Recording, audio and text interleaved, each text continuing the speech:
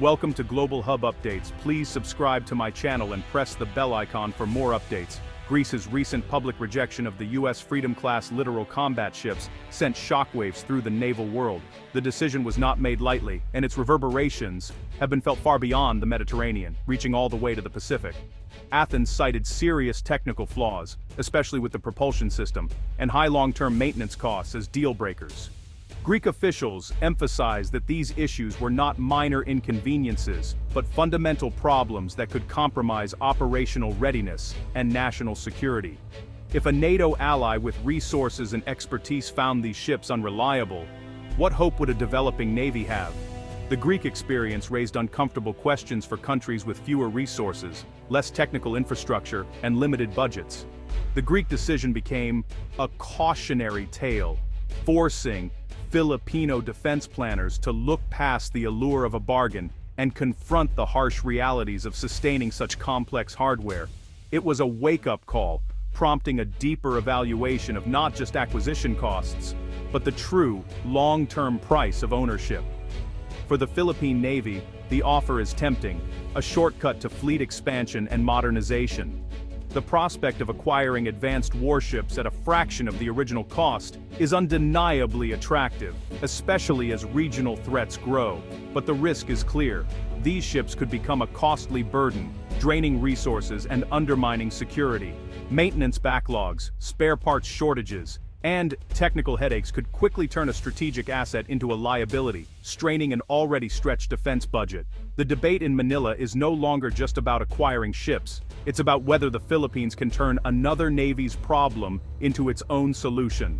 Lawmakers, military leaders, and defense analysts are weighing the risks and rewards, aware that the wrong choice could have lasting consequences. Could a different operational model and robust U.S. support make these ships viable for the Philippines? Some argue that with proper training, logistical backing, and a tailored approach, the Freedom-Class could still serve a valuable role in Philippine waters.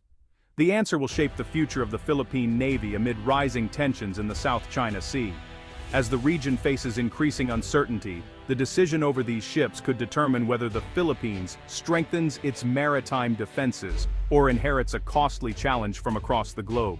The Littoral Combat Ship program was meant to revolutionize naval warfare, fast, agile, and adaptable for coastal missions. Designed to operate close to shorelines, these ships promise to fill a critical gap in the Navy's capabilities, offering flexibility and rapid response in littoral zones where larger vessels might struggle.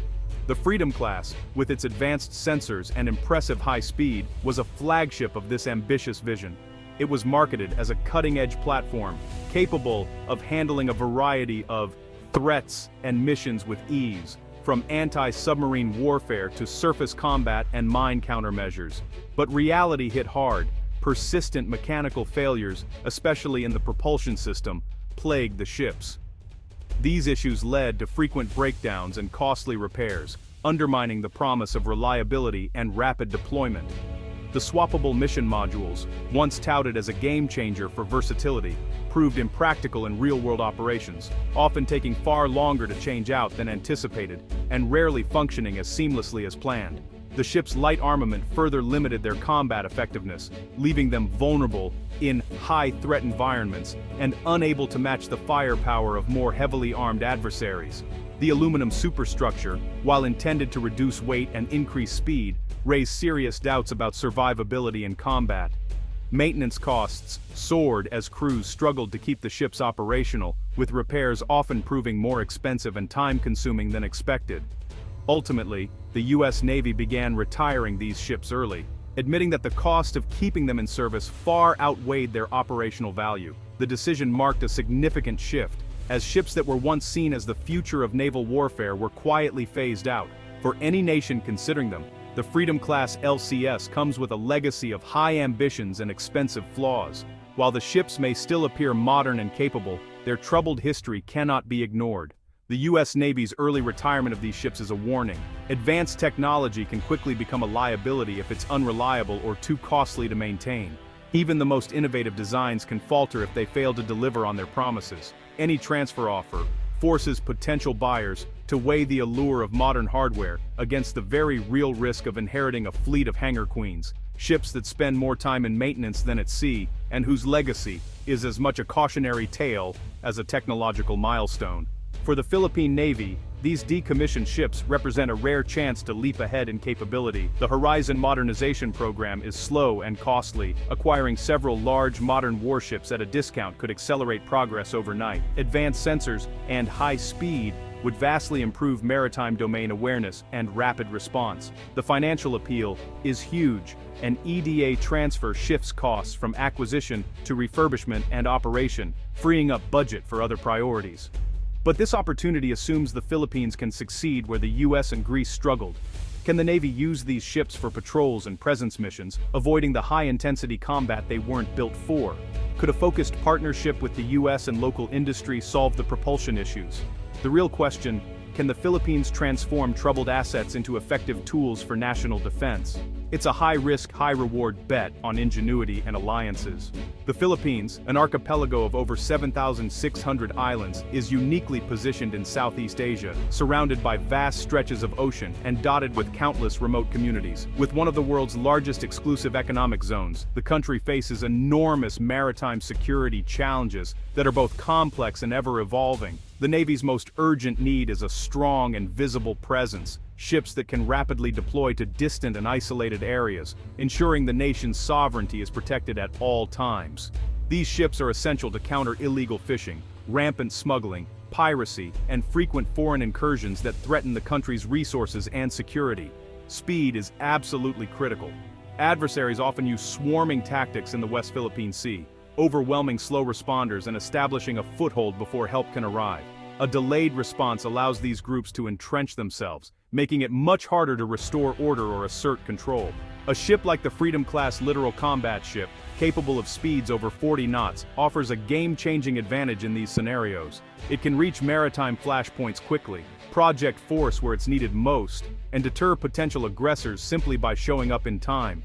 Beyond the West Philippine Sea, the southern waters near Mindanao face persistent threats from piracy and terrorism, problems that require rapid, flexible response. Fast ships are vital to intercept suspicious vessels, pursue criminals, and protect local communities from maritime crime. The LCS's high speed, helicopter deck, and shallow draft make it exceptionally well suited for these constabulary and patrol missions, allowing it to operate close to shore and support a wide range of operations. Unlike the US Navy, which prepares for high-intensity combat, the Philippine Navy's immediate need is for law enforcement, maritime patrol, and a visible presence to reassure its citizens and deter illegal activities. In this context, the LCS's lighter armament and survivability are less of a concern. What matters most are its speed, flexibility, and ability to cover vast distances quickly. Advanced sensors and navigation systems are crucial for monitoring maritime traffic, detecting threats, and coordinating with other assets in real time. The ship's unique strengths align perfectly with the Philippines' day-to-day security needs, making it a practical and strategic choice for routine patrols and rapid response. That's the strongest argument for considering the acquisition of the Freedom-Class LCS, a vessel designed to meet the Philippines' most pressing maritime challenges head-on. The biggest obstacle is the LCS's notorious propulsion flaw, a design defect that's expensive and difficult to fix. Without a credible solution, the ships risk becoming expensive, immobile liabilities. Any deal must start with a plan to address this technical challenge. A collaborative US-Philippines effort could implement the US Navy's fix, with American engineers working alongside Filipino crews. This partnership would build local expertise and strengthen the defense industrial base. Involving Philippine shipyards in refurbishment and maintenance would reduce costs and boost the local economy. US security assistance could fund training and infrastructure, creating a self-sustaining support system. The solution isn't just a technical fix, it's a comprehensive support package: engineering, training, spare parts, and ongoing technical assistance. If the US is serious about supporting its ally, it must offer more than just the hulls. Without this commitment, the risks will outweigh the benefits. The success of the LCS in Philippine service depends almost entirely on US support. A simple handover would be a disaster. A comprehensive transfer package could transform the proposition. The US must provide not just ships, but training, expertise, and logistical support.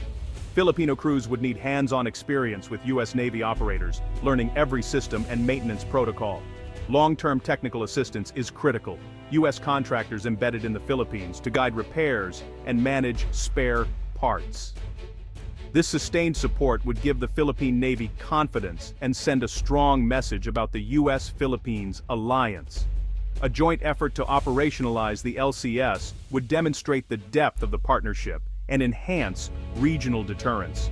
The ships would become symbols of a deepening security relationship, not just hardware. Success would be a shared achievement for both nations.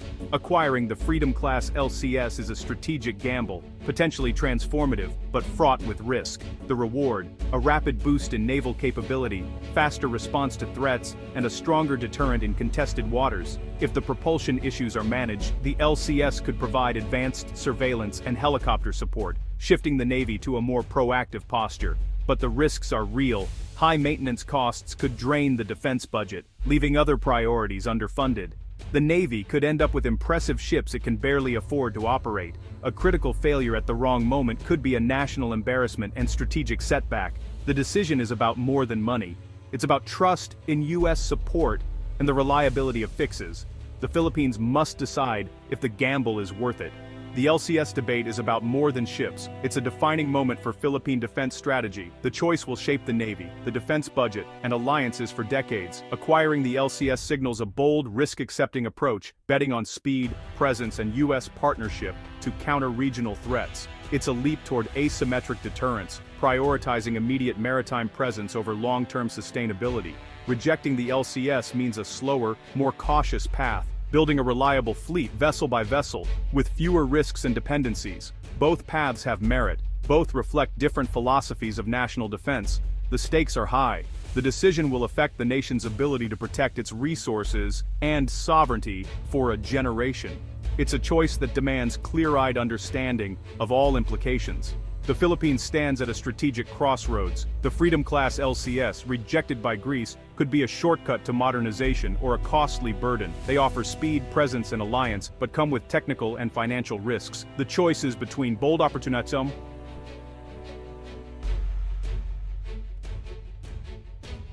trusting in alliances and fixes, or prudent incremental building. Is it wiser to accept a flawed but powerful tool, or to build slowly with proven assets? The answer will reveal the nation's appetite for risk and its vision for defense. In national security, when does a risky opportunity become too risky to take?